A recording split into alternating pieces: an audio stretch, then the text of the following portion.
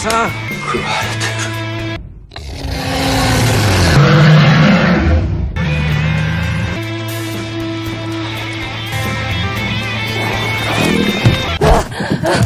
इस मूवी का स्टार्ट एक कपल को दिखाते हुए होता है जिनका रिलेशन काफी यूनिक है। जून जो कि इस मूवी का मेन कैरेक्टर है, उसकी चिकागामी के साथ ये सेकंड मैरिज है। क्योंकि उसका फर्स्ट मैरिज एक्सपीरियंस काफी बुरा रहा था, इसीलिए वो अपनी सेकंड मैरिज से पहले एक कॉन्ट्रैक्ट करता है जिसमें वो पहले 3 साल तक अपनी शादी को एक्सपीरियंस करेंगे और अगर वो दोनों एक दूसरे से सेटिस्फाई रहे तो वो फिर 3 साल बाद अपनी मैरिज रिन्यू करेंगे। वो दोनों एक दूसरे के लिए बाउंड नहीं होंगे। अगर दोनों में से कोई भी इस रिश्ते से खुश नहीं था तो वो इस रिश्ते को खत्म कर सकते थे। स्टोरी को कंटिन्यू करते हैं जहाँ पर हमें पता चलता है कि उस कपल की 3rd मैरिज एनिवर्सरी करीब आ रही है और ये वो वक्त है जब उन्होंने डिसाइड करना है कि क्या वो पूरी जिंदगी एक दूसरे के साथ रह सकते हैं। और इसी वजह से जून आजकल काफी परेशान है। जून अपने फ्यूचर के बारे में सोचते सोचते ऑफिस से घर आता है। घर आने पर वो अपनी डोरबेल बजाता है लेकिन उसे गेट पर काफी देर तक कोई जवाब नहीं मिलता, जो उसके लिए काफी अजीब था क्योंकि उसकी वाइफ पिछले 3 सालों से हर रोज उसे गेट पर वेलकम करती थी। जून अब अपने घर के अंदर जाने के लिए एक स्पेयर की का यूज करता है और अंदर जाते ही वो शॉक हो जाता है क्योंकि सामने उसकी वाइफ चिकागामी बहुत बुरे हाल में जमीन पर लेटी हुई थी और उसके मुंह से ब्लड भी निकल रहा था। जून जल्दी से अपनी वाइफ चिकागामी के पास जाता है और उसे जगाने की कोशिश करता है। इस सिचुएशन से जून घबरा गया था और इस घबराहट में उसे चिकागामी के साथ स्पेंड किए हुए सारे अच्छे मोमेंट्स याद आते हैं। कुछ सेकंड बाद जून अपने आप को कंपोज करने की कोशिश करता है और फिर एम्बुलेंस को कॉल करने ही लगता है कि अचानक चिकागामी उठ जाती है और उसे पता चलता है कि चिका प्रैंक कर रही थी। जून अभी तक ये सब देखकर शॉक में था और उसे यकीन नहीं आ रहा था कि उसके साथ हुआ क्या है। चिकागामी जब ये नोटिस करती है कि जून अभी तक कंफ्यूज तो वो उसे किचन में डिनर के लिए बुलाती है। डिनर टेबल पर जून काफी हद तक अपने आप को कंपोज कर लेता है और यहाँ अब वो खुद भी ची के साथ मिल गया था उसके प्रैंक में और उसके ऊपर हंसने लगा क्योंकि उसने फेक ब्लड के लिए केचप का यूज किया था। इस टाइम उनका मूड काफी लाइट हो गया था और वो लोग हंसी मजाक कर रहे थे। अगली सुबह जून अपनी वाइफ से मिलने के बाद ऑफिस के लिए निकलता है और उसी के साथ उसके रात वाले गंदे कपड़ों का बैग एक गार्बेज बिन में डाल देता है। ये कपड़े गिराते हुए उसे एक क्लीनिंग लेडी देख लेती है और उसे शक होता है कि जून शायद गलत एक्टिविटीज में इन्वॉल्व है। ऑफिस जाने पर जून अपने कलीग और फ्रेंड को ये सारा वाकया बताता है। उसके फ्रेंड को ये सब सुनकर काफी मजा आता है और वो विश करता है कि काश मेरी वाइफ भी तुम्हारी वाइफ जैसी हो और वो भी मेरे साथ इस बोरिंग लाइफ में कुछ ना कुछ प्रैंक करे। यहाँ जून मजाक के मूड में बिल्कुल भी नहीं था और उसे रात वाले इंसिडेंट के बारे में लगता था कि ची सिर्फ उसे टेस्ट कर रही है कि क्या जून अभी भी उससे प्यार करता है कि नहीं, जिससे उसे फ्यूचर में कोई भी डिसीजन लेने में आसानी हो। अब रात में जून अपनी वाइफ ची को मैसेज करता है कि वो घर वापस आ रहा है, जहाँ जी उस टाइम डिनर बना रही थी और जून का मैसेज पढ़ते ही उसके दिमाग में एक नई शरारत आती है। कुछ देर बाद जून जैसे ही अपने घर के अंदर एंटर होता है तो वो अपनी वाइफ को एक अजीब हालत में देखता है। ची का सर एक असल दिखने वाले एलिगेटर के मुंह के अंदर था। जून खामोशी से अपनी वाइफ के पास जाता है और उसको एलिगेटर के मुंह से बाहर निकाल लेता है और यहाँ ची उससे बहुत ही ड्रामेटिक वे में गले मिलती है और उसे उसकी लाइफ बचाने के लिए थैंक्स कहती है। और इस सब के बाद वो कहती है कि चलो अब हम डिनर करते हैं। दिन गुजरते रहते हैं और ची हर नए दिन के साथ एक नया और क्रिएटिव प्रैंक करती है। कभी वो ऐसे प्रिटेंड कर पाती है कि जैसे वो एक मेड हो और किसी लड़ाई में उसका मर्डर हो गया हो और अगले दिन वो एक ऐसे सोल्जर के हुलिये में थी जिसे दुश्मनों ने पकड़कर मार दिया था। लेकिन जून को उसकी वो ट्रिक सबसे ज्यादा हैरान करती है जब उसने प्रिटेंड किया था कि उसके सर में एक एरो है। जून उसकी क्रिएटिविटी को अप्रिशिएट करता है, हालांकि वो हर गुजरते दिन के साथ उसके इन प्रैंक से तंग आ गया था। यहाँ जी हर रोज वो चीजें बिन में जाकर गिराता था जो उसकी वाइफ प्रैंक के लिए यूज करती थी और हर रोज वो क्लीनिंग लेडी उसे अजीब नजरों से देखती थी। और एक दिन वो क्लीनिंग लेडी अपनी क्यूरियोसिटी में उसका ट्रैश चेक करती है जहाँ उसे एक ब्लड वाली नाइफ मिलती है। वो क्लीनिंग लेडी उस नाइफ को लेकर काफी ड्रामा क्रिएट करना शुरू कर देती है जब तक जून आकर उसे ये नहीं बताता कि उस नाइफ पर ब्लड नहीं बल्कि केचप है। जून अब अपने ऑफिस जाता है और अपने फ्रेंड को सारी सिचुएशन बताता है। वो कहता है कि मैं इस सब से बहुत ज्यादा तंग आ गया हूँ, क्या तुम्हारे पास कोई रास्ता है? तो जून का कोलीग उससे कहता है कि तुम उसे कुछ दिन उसके पेरेंट्स के पास भेज दो। और अब बातों ही बातों में जून अपने फ्रेंड को बताता है कि वो चीका से कैसे मिला था। वो कहता है कि एक दिन मैं अपनी बिजनेस मीटिंग के लिए जा रहा था, लेकिन उस दिन मेरी बस मिस हो गई और तभी वहाँ पर मुझे चीका ने देखा और उसने मुझे अपने फादर के रेस्टोरेंट में इन्वाइट किया। चिकागामी एक बहुत ही प्यारी लड़की थी लेकिन जून को सबसे ज्यादा उसकी चेयरफुल पर्सनैलिटी ने अट्रैक्ट किया था। वो अपने फ्रेंड को बताता है कि चिकागामी जब 5 साल की थी तो उसकी मदर की डेथ हो गई थी, लेकिन उसने कभी भी अपना ये दुख किसी के साथ शेयर नहीं किया था। उस रेस्टोरेंट में चिकागामी ने जून को बताया कि वो टोक्यो जाकर एक रेस्टोरेंट में जाना चाहती है और इधर जून उसे टोक्यो में कुछ दिन बाद इनवाइट करता है। जून का फ्रेंड उसकी स्टोरी से काफी इम्प्रेस होता है। शाम होती है और जून अपने घर चला जाता है, जहाँ उसकी वाइफ चिकागामी हर रोज की तरह मरने का ड्रामा कर रही थी। वो जल्दी से अपनी वाइफ के साथ जाता है और खुद भी इस तरह का ड्रामा करना शुरू कर देता है कि उसे उसकी वाइफ के मरने का बहुत दुख है। लेकिन जैसे ही उसकी नजर उसके कॉस्ट्यूम के प्राइस टैग पर पड़ती है तो वो सारा ड्रामा खत्म कर देता है, क्योंकि वो कॉस्ट्यूम बहुत ज्यादा महंगा था जो उसने इस ड्रामे के लिए यूज किया था। और इसके बाद नेक्स्ट डे वो अपने फ्रेंड को बताता है कि मैंने भी उसके साथ उसके प्रैंक्स में खेलना शुरू कर दिया है, शायद इसके बाद वो प्रैंक्स करना खत्म कर दे। जून अब घर जाता है और इस टाइम भी उसकी वाइफ एज यूजुअल एक प्रैंक प्ले कर रही थी, जिसमें कुछ एलियंस ने उसे किडनैप कर लिया था। जून भी अपनी अच्छी परफॉर्मेंस देता है और उन आर्टिफिशियल एलियंस के साथ लड़ता है, लेकिन यहाँ पर जून का प्लान कामयाब नहीं होता, क्योंकि चिकागामी ये प्रैंक्स करना तो नहीं छोड़ती, बल्कि उल्टा चिकागामी उससे और एक्सपेक्ट करने लग जाती है कि तुम जितना अच्छा ड्रामा किया करोगे मैं उतनी ही जल्दी होश में आया करूंगी। अब नेक्स्ट डे चिकागामी वैम्पायर होने का ड्रामा करती है और उसे अब ची की चेस्ट से नाइफ निकाल कर उसे जिंदा करना। वो जैसे ही ची, जो कि अब एक वैम्पायर बनी हुई थी, उसे जिंदा करता है तो ची एक वैम्पायर में एक्ट करते करते उसको बाइट कर लेती है। नेक्स्ट डे वो एक जूलियट की तरह एक ग्रेव पर लेट जाती है और जून आकर उसे रोमियो की तरह जिंदा करता है। ये सब चीजें जून की लाइफ को काफी खराब कर रही थी। वो अपने काम पर भी फोकस नहीं कर पा रहा था। वो हर रोज घर जाने से डरता था और अब जून का फ्रेंड उसे एक फेवर देता है ताकि वो एक दिन के ड्रामा से बाहर निकल सके। वो जून और उसकी वाइफ को डिनर पर इन्वाइट करता है और यहाँ जून की फ्रेंड की वाइफ चिकागामी से पूछती है कि तुम लोगों ने शादी का फैसला कैसे किया था, और मूवी 1 मिनट के लिए फ्लैशबैक में चली जाती है और हमें दिखाया जाता है कि चिकागामी के फादर के रेस्टोरेंट के बाद वो लोग टोक्यो में मिले थे। जून चिकागामी को उस रेस्टोरेंट भी लेकर गया था जहां वो हमेशा से जाना चाहती थी। उन्होंने वहां से बहुत सारी स्वीट्स ऑर्डर की और जब उन लोगों की सारी स्वीट्स खत्म हो गई और आखिरी स्वीट खाने की बारी आई तो चिकागामी ने उस स्वीट के 2 पार्ट कर दिए, जिसमें गलती से एक बड़ा हो गया और एक छोटा। जून को अब एक शरारत आई और उसने चिकागामी को तंग करने के लिए कहा कि मुझे तो बड़ा पीस चाहिए, जहाँ चिकागामी ने बहुत ही इनोसेंट फेस बनाकर उससे बड़ा पीस ले लिया। और ये उनकी वो स्टोरी थी जब उन दोनों ने एक दूसरे को पसंद किया था।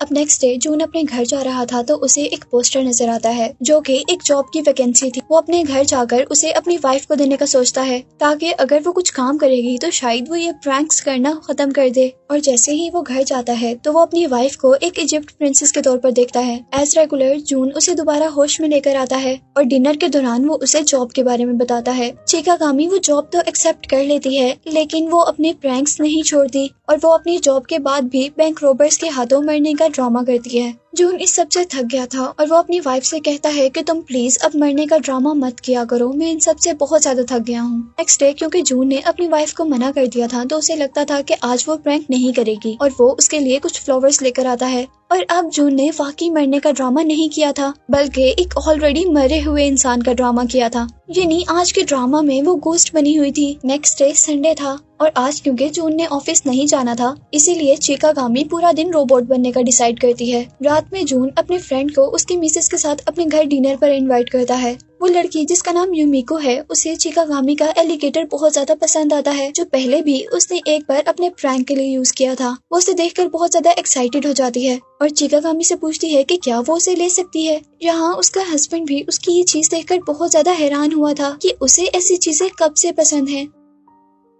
इसके बाद वो दोनों लड़के अपनी वाइफ्स को बताते हैं कि वो कुछ दिन के लिए छुट्टियों पर जाना चाहते हैं जहाँ पर उनके घर से कोई ना हो। ये बात यूमिको को बहुत ज्यादा परेशान कर देती है और यूमिको को नॉर्मल करने के लिए अब चिकागामी एक शर्त रखती है कि वो एक आर्म रेसलिंग मैच खेलते हैं और अगर यूमिको ये मैच जीत जाती है तो वो अपना एलिगेटर यूमिको को दे देगी। यूमिको ये मैच जीत जाती है और इस तरह वो एलिगेटर यूमिको का हो जाता है। नेक्स्ट डे जून घर आता है और चिकागामी को एक ऐसे इंसान के रूप में देखता है जो कि 2050 से बिलोंग करता था। पहले तो कुछ देर जून भी अपनी वाइफ के साथ खेलने लग जाता है और फिर उससे पूछता है कि मैं ऐसा क्या करूं कि तुम ये प्रैंक करना बंद कर दोगी, और इसके बाद अपनी वाइफ से पूछता है कि मैं ऐसा क्या करूं कि तुम ये प्रैंक करना बंद कर दोगी। चिकागामी कुछ देर के लिए खामोश हो जाती है और फिर कैलकुलेट करती है कि वो फ्यूचर में कितने दिनों तक जिंदा रहेंगे, लेकिन वो इसका जवाब नहीं दे पाती। अब कुछ दिन गुजर जाते हैं और चिकागामी युमिको से मिलती है, जहाँ युमिको उसे बताती है कि वो अब अपने हस्बैंड से डिवोर्स ले रही है, और वो चिकागामी का इस बात पर शुक्रिया करती है कि उसने युमिको को एहसास दिलाया था कि वो भी एक लड़की है और बहुत टैलेंटेड है। यहाँ चिकागामी उसे कहती है कि तुम्हें ये फैसला इतनी जल्दी नहीं करना चाहिए, तुम लोगों को बैठकर इस बारे में एक दूसरे से बात करनी चाहिए। जहाँ पर हम जून और उस लड़के को होटल में देखते हैं, जहाँ वो जून से कह रहा था कि हमारी डिवोर्स सबसे अच्छा फैसला है क्योंकि युमिको मेरे से ज्यादा अच्छा हस्बैंड डिजर्व करती है। जहाँ जून उसे अपनी फर्स्ट मैरिज के बारे में कुछ बताता है और इसके बाद वो लोग उस रेस्टोरेंट से बाहर निकलते हैं, जहाँ वो दोनों ही बहुत ज्यादा ड्रंक थे और चिकागामी उन दोनों को घर पर लेकर आती है। सुबह उठने पर वो अपने हस्बैंड को बताती है कि उसके फादर को हार्ट अटैक आया है। चिकागामी अब अपने गाँव चली जाती है, जहाँ पर वो अपने फादर को पहले से काफी बेहतर देखकर काफी खुश थी, लेकिन फिर भी वो अपने फादर को इस तरह देखकर काफी अजीब फील कर रही थी और वो अब बाहर जाकर रोने लग जाती है। और जब चिकागामी रूम में नहीं होती तो उसके फादर जून को बताते हैं कि जब वो 5 साल की थी तो उसकी मदर की डेथ हो गई थी। वो बताते हैं कि उसकी मदर की डेथ के बाद एक दिन मैंने उसे रोते हुए देखा था, लेकिन जब मैं अगले दिन घर गया तो मुझे चिकागामी कहीं पर नहीं नजर आई और वो हर रोज उससे छुपने का प्रैंक करने लगी। वो जून को बता रहे थे कि चिकागामी का तो पता नहीं, लेकिन इस प्रैंक की वजह से मैं अपनी वाइफ की डेथ के सदमे से जल्दी बाहर आ गया था। और यहाँ अब जून को भी एहसास होता है कि जब से वो प्रैंक कर रही है तब से वो लोग एक दूसरे के साथ ज्यादा टाइम स्पेंड कर रहे हैं, उनके रिलेशन में बॉन्डिंग आ रही है। उसे एहसास हुआ था कि ये प्रैंक्स करके चिकागामी उससे दूर जाना नहीं चाहती, बल्कि उसे रूटीन की बोरियत से बचाना चाहती थी। और अब जून अपनी वाइफ को दोबारा प्रपोज करता है अपनी नेक्स्ट लाइफ साथ गुजारने के लिए। वो लोग यहाँ पूरा दिन साथ गुजारते हैं और फिर अपने शहर वापस चले जाते हैं। उनके शहर वापस आने पर उनकी रूटीन नॉर्मल हो गई थी। एक दिन चिकागामी जब घर वापस आती है तो वो अपने हस्बैंड को मरा हुआ जमीन पर देखती है। वो उसे उठाने की कोशिश करती है और अचानक जून भी खड़ा हो जाता है और उसे बताता है कि वो भी प्रैंक कर रहा था और अब जून उसे उसी की तरह डिनर की ऑफर करता है। लेकिन यहाँ चिकागामी उसका ये प्रैंक नहीं सह पाई थी क्योंकि उसने ऐसा कभी नहीं सोचा था कि जून उससे दूर चला जाएगा। मूवी का स्टार्ट होता है और हम कुछ चोरों को देखते हैं जो कि एक ज्वेलरी शॉप चुराकर भाग रहे थे कि उसी दौरान हमें हवा में कोई उड़ता हुआ दिखाई देता है। वो चोर अपनी कार में अपनी जीत की खुशी ही मना रहे थे कि अचानक उनकी कार भी हवा में उड़ने लगती है। असल में उनकी कार हवा में एक सुपर गर्ल ने उठाई थी और वो सुपर गर्ल उनकी कार को लाकर एक पुलिस स्टेशन के सामने फेंक देती है। इसके बाद वो सुपर गर्ल वहाँ से उड़ जाती है और सब लोग उसे हैरानी से देखते रह जाते हैं। वो लड़की अपने अच्छे कामों की वजह से मशहूर हो गई थी और हर तरफ न्यूज में उसी के चर्चे थे, जिसे अब जी गर्ल के नाम से जाना जा रहा था। यानी उस सुपर गर्ल का नाम लोगों ने जी गर्ल रख दिया था। अब मूवी में हम दो लड़कों को उसी सुपर गर्ल की न्यूज पढ़ते हुए देखते हैं। वो दोनों लड़के आपस में दोस्त हैं, जिनमें से एक का नाम मैथ्यू है। मैथ्यू अपने दोस्त से उस सुपर गर्ल के बारे में बात ही कर रहा होता है कि उन्हें अपने सामने ट्रेन में एक लड़की नजर आती है। अब उन दोनों लड़कों की अटेंशन जी गर्ल से हटकर दूसरी लड़की की तरफ चली गई थी, जो उन्हें काफी खूबसूरत और मॉडर्न लग रही थी। अब मैथ्यू उस लड़की से बात करने के लिए आगे बढ़ता है, लेकिन इससे पहले कि वो कोई बात कर पाता, वहाँ पर एक चोर आता है और उस लड़की का पर्स उठाकर भाग जाता है। मैथ्यू अपने आप को हीरो जाहिर करते हुए उस चोर को पकड़ने के लिए उसके पीछे भागता है और आखिर जब वो चोर एक रोड तक पहुँचता है तो उसे एक कार हिट कर देती है, जिसकी वजह से उस चोर के हाथ में पकड़ा हुआ बैग नीचे गिर जाता है और चोर अपने आप को बचाने के लिए आगे भाग जाता है। मैथ्यू वो पर्स उठाने के साथ चोर को कुछ इंसल्टिंग वर्ड्स भी कहता है और अब जो चोर वहाँ से दूर जा रहा था उसे ये इंसल्टिंग वर्ड सुनकर गुस्सा आ गया था और चोर अब मैथ्यू को मारने के लिए एक रॉड उठाकर उसके पीछे भाग रहा था। और उसे वापस आता देखकर मैथ्यू, जो कि एक एवरेज डरपोक सा इंसान था, वो बहुत ज्यादा डर गया था और वो उस चोर से बचने के लिए एक बिन में जाकर छुप जाता है। वो चोर बिन को बार बार हिट कर रहा था और अब मैथ्यू भी उससे लड़ने का डिसाइड करता है और अपने हाथ में कोई वेपन लेकर बाहर निकलता है, लेकिन लकीली उसका सामना चोर से नहीं होता, बल्कि उसके सामने वही लड़की थी जिसका पर्स उस चोर ने चुराया था। वो लड़की मैथ्यू को एक मिनट के लिए बेवकूफ ही समझती है क्योंकि मैथ्यू के हाथ में चोर को मारने के लिए एक हेयर ड्रायर था। लेकिन बात आगे बढ़ती है और मैथ्यू के नाम पूछने पर वो लड़की अपना नाम जेनी बताती है और साथ ही वो मैथ्यू को एक थैंक्स डिनर के लिए भी इनवाइट करती है। वो लोग जैसे ही कुछ कदम आगे बढ़ते हैं तो हम पर रिवील होता है कि असल में वो सुपर गर्ल जेनी ही है, जिसे जी गर्ल के नाम से जाना जा रहा है, क्योंकि उनके पीछे हमें वो चोर बुरी तरह से एक बिल्डिंग से लटका हुआ नजर आ रहा था। नेक्स्ट सीन में हम मैथ्यू को उसके ऑफिस में देखते हैं, जहाँ वो अपनी कुलीग हैना के साथ कुछ काम कर रहा था और रात होने पर अब हम जेनी जेनी और मैथ्यू को डिनर करते हुए देखते हैं। मैथ्यू उस लड़के से बात करते हुए काफी कंफ्यूज हो रहा था और उसी दौरान जेनी, जो कि एक सुपर गर्ल है, उसे पुलिस के सायरन सुनाई देने लग जाते हैं। वो अपने फ्रेंड से 1 मिनट के लिए एक्सक्यूज करके वहाँ से चली जाती है, जबकि मैथ्यू इस ऑकवर्ड सिचुएशन में अपने फ्रेंड को कॉल कर लेता है, जिससे रोड पर चलते चलते एक ऐसी बिल्डिंग दिखाई दे रही थी जो कि बुरी तरह जल रही थी। और अब यहाँ पर एंट्री होती है उस सुपर गर्ल की, जो कि उड़ते हुए वहाँ पर आती है और बहुत तेजी से घूमते हुए वो वहाँ पर एक तूफान क्रिएट करती है, जो तूफान सारी की सारी आग अपने अंदर खींच लेता है। और इस तरह उस बिल्डिंग की आग तो बुझ जाती है, लेकिन वो लड़की पूरी ब्लैक डस्ट में छुप जाती है। जी गर्ल अपने ऊपर से ब्लैक डस्ट साफ करती है और वहाँ से उड़ते हुए वापस चली जाती है और सारे लोग वहाँ पर जी गर्ल के नारे लगाते रह जाते हैं। जी गर्ल यानी जेनी अब होटल में मैथ्यू के पास वापस आती है, जिसे अभी तक नहीं पता था कि उसकी फ्रेंड एक सुपर हीरो है। यहाँ मैथ्यू को उसके फेस पर एक ब्लैक स्पॉट नजर आता है, जिसे छुपाते हुए वो लोग बातें करने लग जाते हैं। डिनर के बाद वो लोग आपस में कुछ टाइम स्पेंड करते हैं। सुबह होने पर मैथ्यू के ऑफिस के रास्ते में उसे कुछ गैंगस्टर्स पकड़ लेते हैं और वो मैथ्यू से कहते हैं कि हम तुम्हारी नई फ्रेंड के बारे में सब कुछ जानना चाहते हैं। लेकिन जैसे ही मैथ्यू उन्हें कुछ बताने से इनकार करता है, तो वो सजा के तौर पर मैथ्यू को लिबर्टी स्टैचू से उल्टा लटका देते हैं और उसकी तस्वीर दिखाते हुए वो अब जी गर्ल को ब्लैकमेल करना शुरू कर देते हैं। अचानक जाल से वो रस्सी खुलने लगती है, जिस रस्सी से उन्होंने मैथ्यू को लटकाया हुआ था, और मैथ्यू अब जमीन पर गिरने ही वाला था कि वहाँ पर जी गर्ल आकर उसे बचा लेती है। इस इंसिडेंट के बाद वो गैंगस्टर जी गर्ल के घर आते हैं और कुछ चेक करने के बाद वो वहाँ से जी गर्ल के कुछ हेयर्स ले लेते हैं, जिससे वो अपना इवल प्लान कंप्लीट कर सकें।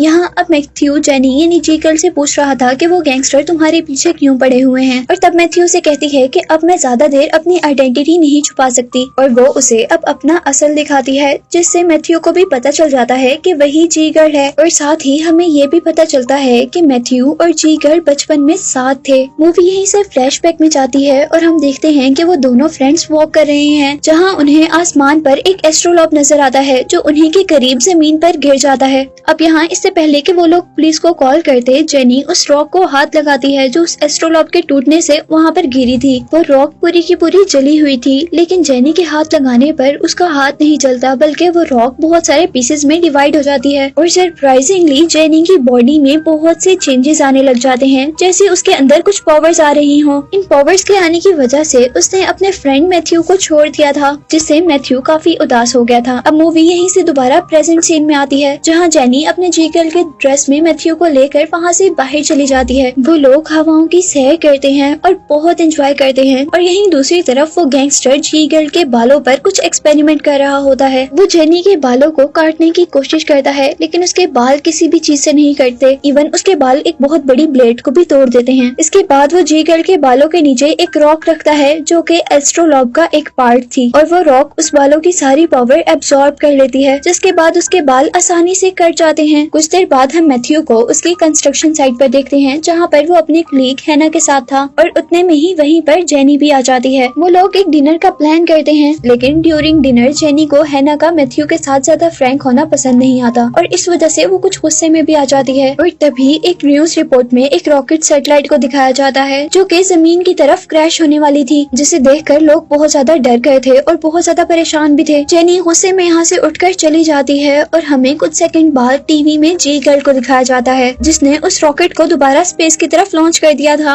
और सब लोग इस जीत से बहुत ज्यादा खुश थे। वो लोग अपनी लाइफ सेफ होने पर सेलिब्रेट कर रहे थे, और यहाँ होटल में सब लोग एक दूसरे के गले भी मिल रहे थे। और इधर हैना जैसे ही मैथ्यू के गले मिलती है, तो उसी टाइम जेनी यहाँ पर आ जाती है। जेनी को ये चीज और भी गुस्से में ले आती है, और रास्ते में भी वो अपना सारा गुस्सा मैथ्यू पर निकालती है, और इस गुस्से में वो कार की विंडो भी तोड़ देती है। और यहाँ वो मैथ्यू पर कन्फेस करती है कि वो कितना ज्यादा मैथ्यू को पसंद करती है। पर ये बात सुनकर अब मैथ्यू बिल्कुल भी खुश नहीं हुआ था, बल्कि वो अपनी फ्रेंड के रिएक्शन पर बहुत ज्यादा परेशान था। इसके बाद वो लोग घर आ जाते हैं, और घर आने पर वो जेनी से कहता है कि हमें अब इस रिलेशन को खत्म कर देना चाहिए। ये बात सुनते ही जेनी को गुस्सा आ जाता है, और वो सबसे पहले अपने हाथ में पकड़ी हुई नाइफ तोड़ती है, और फिर अपने इर्द गिर्द की सभी चीजें गिरा कर वो मैथ्यू को भी अपनी सुपर पावर्स का यूज करते हुए दूर गिराती है। जेनी का गुस्सा अभी भी कम नहीं हो रहा था, और वो अपनी लेजर पावर्स का यूज करते हुए मैथ्यू की गोल्ड फिश को जलाने ही वाली थी कि तभी मैथ्यू अपनी गोल्ड फिश को बचा लेता है और अब वो गुस्से में मैथ्यू से कहती है कि मैं तुमसे बदला जरूर लूंगी, और ये कहते हुए वो उसकी रूफ में सुराख करते हुए वहाँ से बाहर चली जाती है। सुबह ऑफिस में मैथ्यू अपने ब्रेकअप के बारे में हैना को बता रहा होता है कि तभी उसे अपनी ऑफिस की विंडो से दोबारा जेनी नजर आती है। उसे डर था कि जेनी कहीं हैना को नुकसान न पहुंचा दे, इसीलिए वो हैना को छुपा देता है। पर ये सब करते हुए मैथ्यू को मैथ्यू के बॉस देख लेती है और वो उससे इस सब के बारे में अभी क्वेश्चन ही कर रही कि तभी उनके लिए एक सिक्योरिटी कॉल आती है और सिक्योरिटी बताती है कि मैथ्यू की कार एक अजीब तरीके से चोरी हो गई है, क्योंकि जहाँ से मैथ्यू की कार चोरी हुई वहाँ से वॉल भी टूट गई थी, जिससे मैथ्यू को पता चल गया था कि ये काम जी गर्ल के अलावा किसी का नहीं है। मैथ्यू के घर आने पर अब जेनी भी दोबारा उसके घर आती है,